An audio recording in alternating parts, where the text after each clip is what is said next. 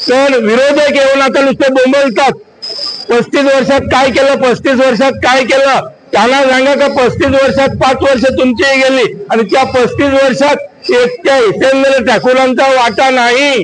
त्या 35 वर्षामध्ये खासदार कोणाचे होते, बीजेपीचे, आमदार कोणाचे होते, बीजेपीचे, पालकमंत्री कोणाचे होते, आजचे जे खासदार आहेत त्यांचे वडील आज जे म्हणतात 35 वर्षात ज्या बोंबलतात वसईचे आमदार, त्यांच्या वडिलांची देखील 5 वर्ष याच्यामध्ये गेले.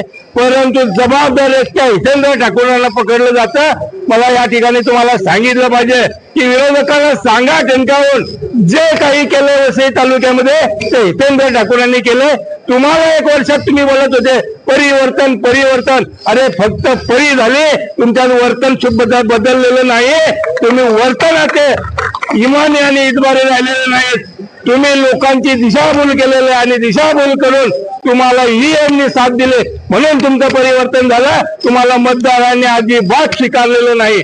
मी या ठिकाणी अजून त्याच्या पुढे सांगितलं पाहिजे की जे वसई तालुक्यामध्ये रस्ते बनवलेत ते हितेंद्र ठाकूरांनी बनवलेले आहेत, लाईट आणले हितेंद्र ठाकूरांनी बनवले, आज पाणी जे रोज पिताना तुम्ही पाणी ते हितेंद्र ठाकूरांनी आणलेलं आहे. तुम्ही काय म्हणता 35 वर्षात शाळा कॉलेज एसटी जे काय असेल ते सगळं हितेंद्र ठाकूरांनी आणलेलं. आणि हितेंद्र ठाकूरांनी महापालिका आणताना बळीराम जाधव आणि हितेंद्र ठाकूरावर कोर्टात केस देखील झालेली आहे आणि ती केस देखील अजून चालू आहे. आणि त्यावेळेस तुम्ही विरोध केला, महानगरपालिका नको ना, महानगरपालिका नको. मग आता महानगरपालिका तुम्हाला कशासाठी पाहिजे?